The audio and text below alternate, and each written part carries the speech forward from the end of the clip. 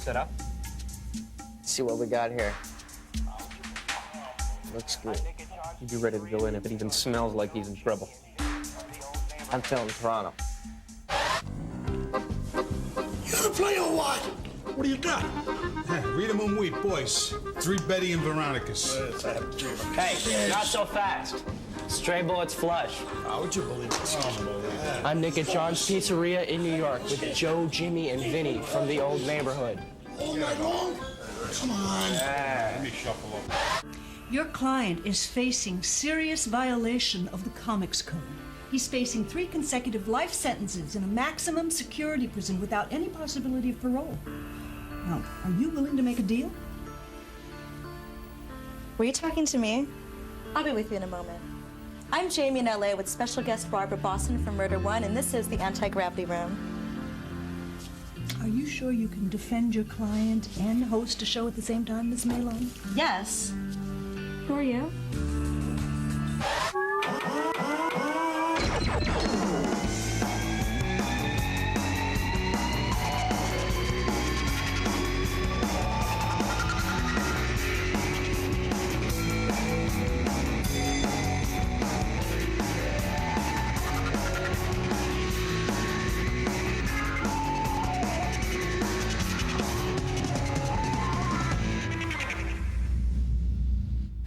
Nowheresville is a comic put out by Caliber Comics in Detroit. Hey, kid, who are you talking to?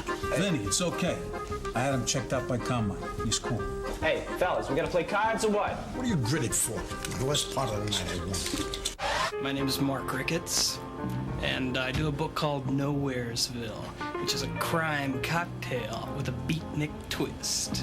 It is a crime story, so obviously it's going to have the typical elements of, crime noir. However, since it is set in the jazz world, the freewheeling world, it's obviously going to have that sensibility to it. It's like this. It's like there's a wall. Now you either see the wall or you see right through the wall. Well, the typical crime detective sees the wall, and that's all. It's all black and white. But my character Chick Mooney in Nowheresville, he goes past the wall. He sees beyond it all. The hipster is the intellectual. He's the one that seeks beyond the black and white, beyond what's obvious. And the flipster is the wild man. He's the guy in the clubs who's snapping his fingers and going, blow, man, blow. The reason it's taken off is because it's like the saxophone completely blasting. It is totally everything. It's cosmic, it's complete. It is beat. It falls down, it gets back up, it goes through, it falls out, in.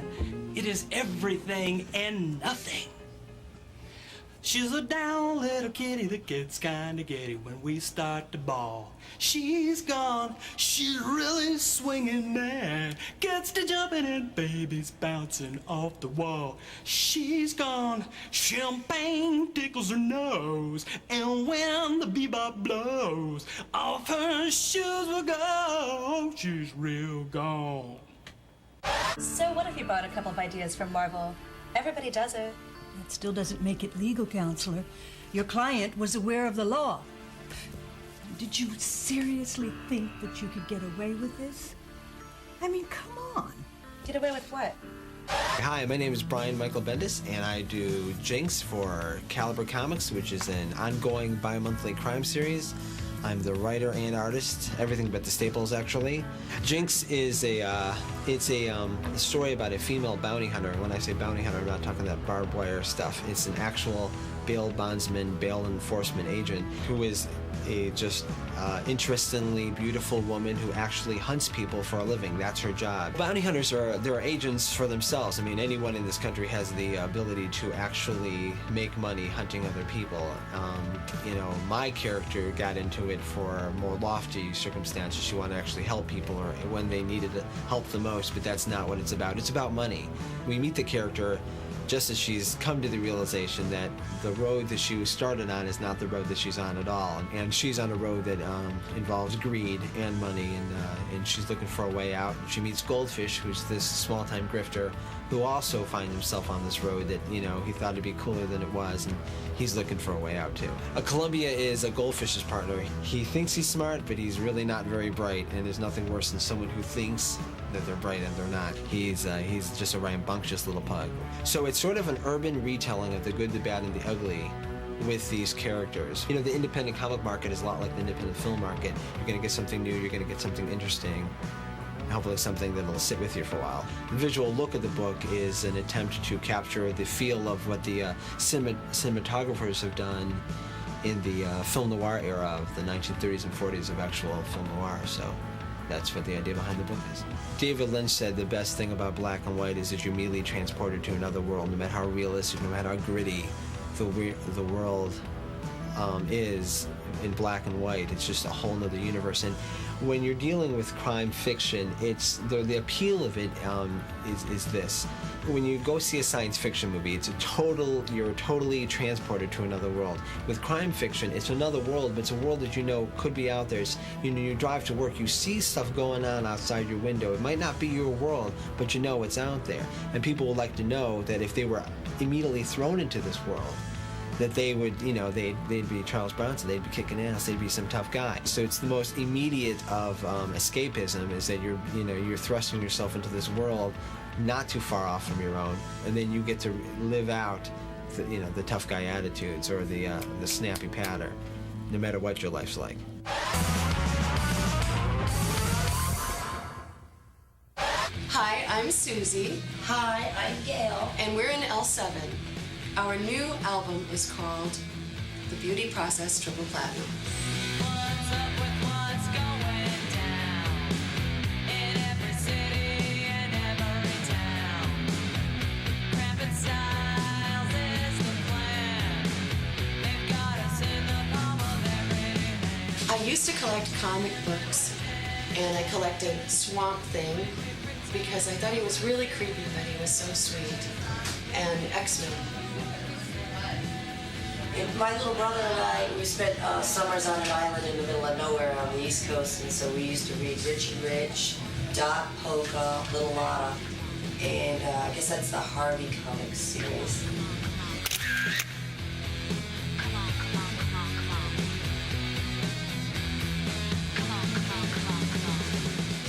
I went to a friend's house and they had an advanced copy of Mario 64 that was, all the writing was in Japanese, but we were playing it anyway, even though we didn't know what the heck we were doing. And then I got on a waiting list at the video store and I got Mario 64, and it's incredible. It's really, really fun. So I'm crazy for video games. I need to go to a recovery program for those, because I can't stop once I get started.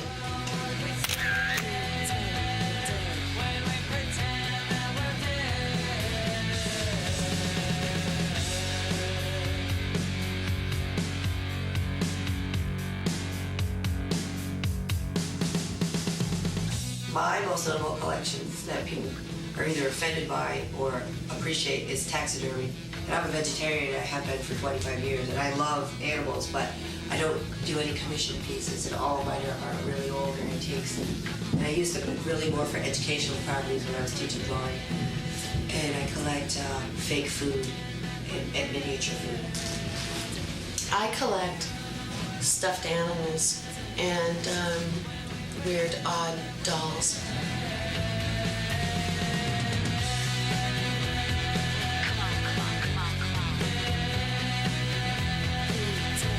If we could be comic book characters, we would be the power snackers. Yeah, the superpower snackers.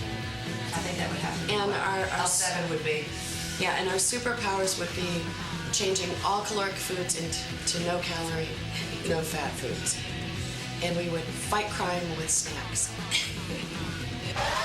Stray Bullets, Hitman, and RCMP views on glazed versus plain donuts. Up next. Boy, police work sure is demanding. Iced mocha frappuccino. Thanks.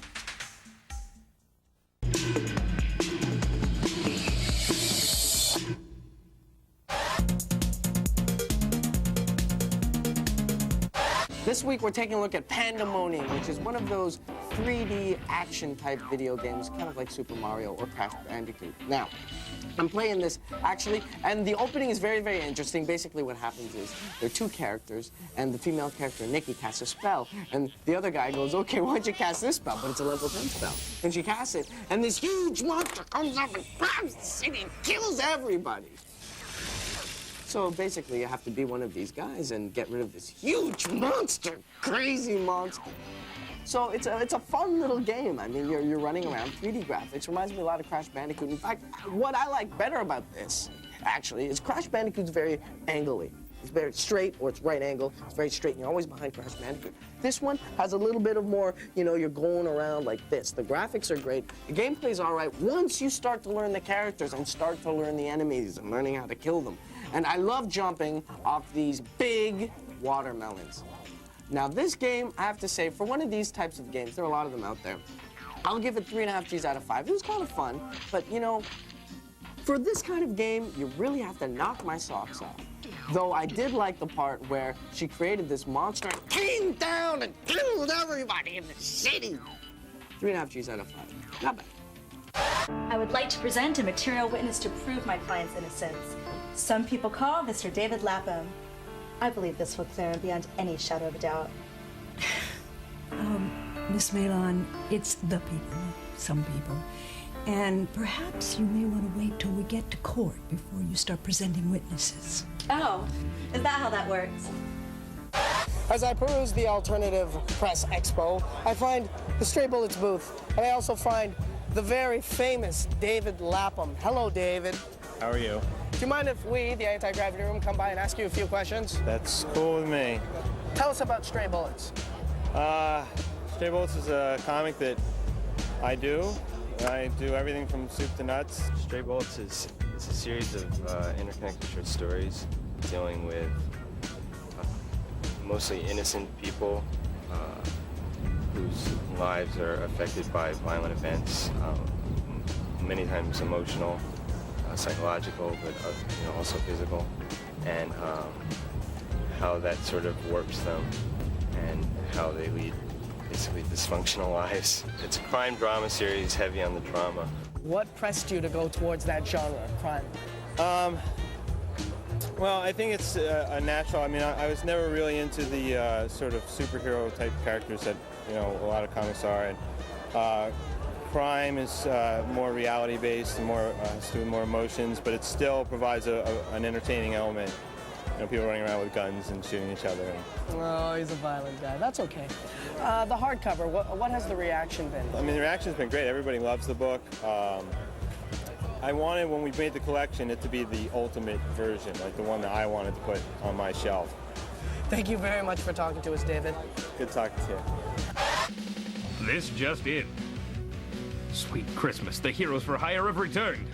Power Man and Iron Fist are joined by some friends in a new ongoing series from Marvel Comics.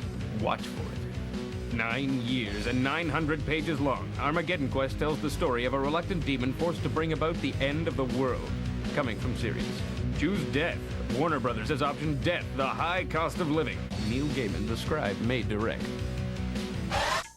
Marvel takes an in-depth look at police work and Code of Honor up next. You get the picture back yet? No. Are you sure this is hooked up right? Yes. Well, at least get the hockey game on.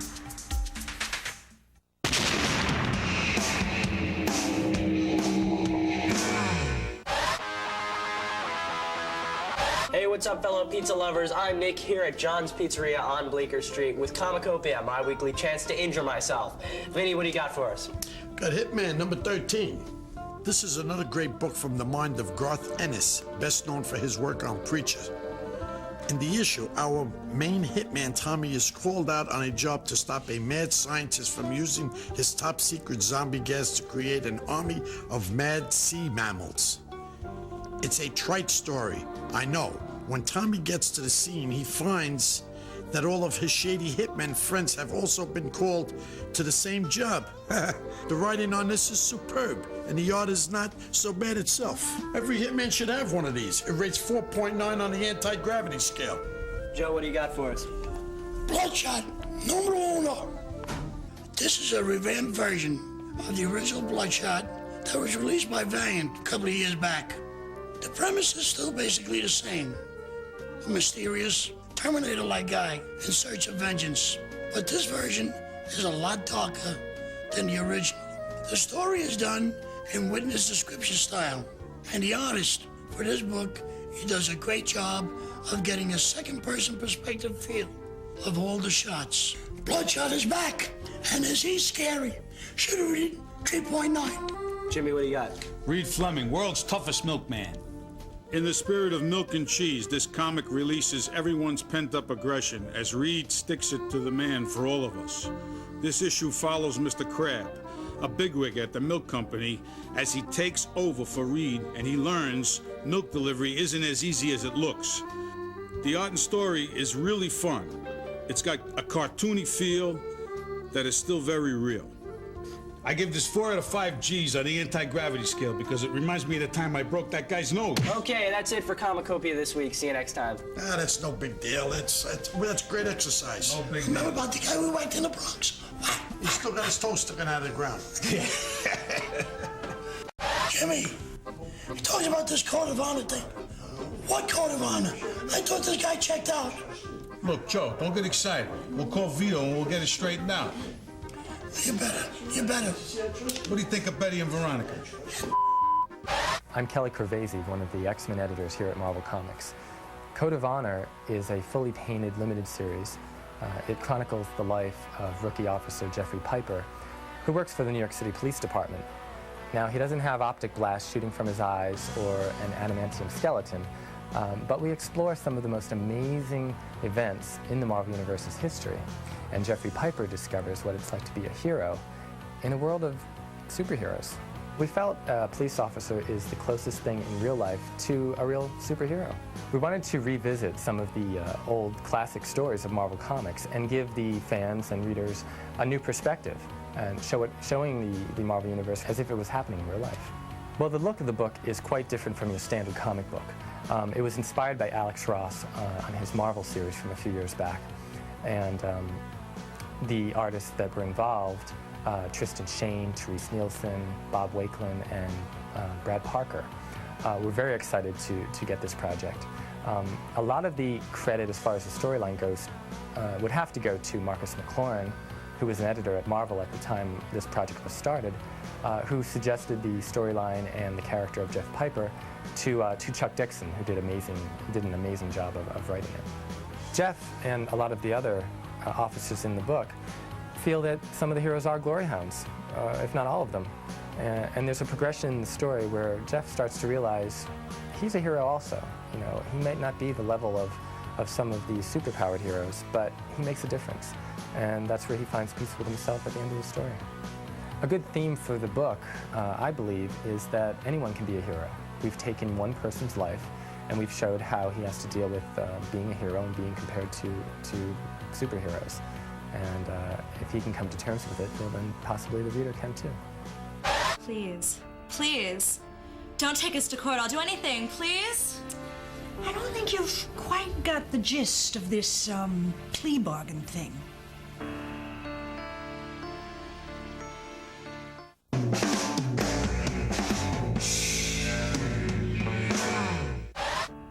The postal system, much like the legal system, is an institution that makes this country great. And as we've abused the legal system for fun in this episode, we will now do the same for the Postal Service. HQ just couriered this over. Priority 1. Jason Crawley writes, how do you get Kevin Smith on the show so much? Do you tell him if he doesn't come on, you'll beat his mom with rubber hoses?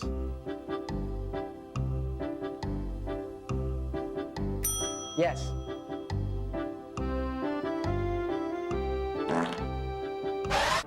J. Edgar Hoover writes, Dear Jamie, I really like your outfits. Can I borrow one sometime? Well, I doubt we're the same size, but thanks for asking. You expect me to give up on this man, this fine, upstanding American who has done nothing wrong. He's a victim of circumstance. He was in the wrong place at the wrong time.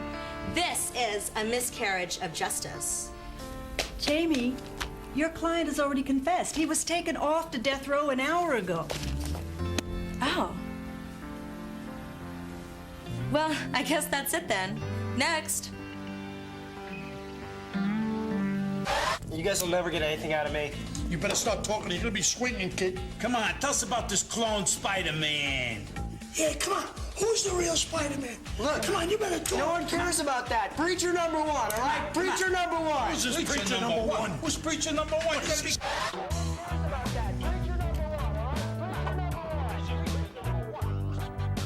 Come on, it's way too far. We'll never get there in time. Come on, we gotta move. They know about Preacher. He was one of our deep cover operatives. Why don't we just go to New York in the first place? Don't argue details now. It's jurisdictional politics. What? Can you swim? You gotta be kidding. See you next time on the Anti...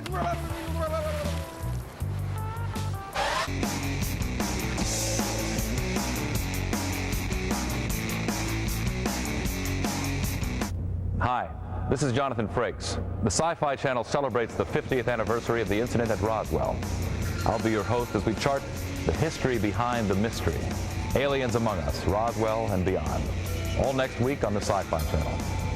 Be sure to tune in as two scientists tumble through time to Chicago, 1871, where the solution to a modern-day plague is about to go up in flames. Explore the past with Time Travelers, just one of the astonishing tales you'll witness in the dimension of movie magic, tonight beginning at 7 p.m. Eastern. Now, stay tuned for Swamp Thing, Sci-Fi Channel next.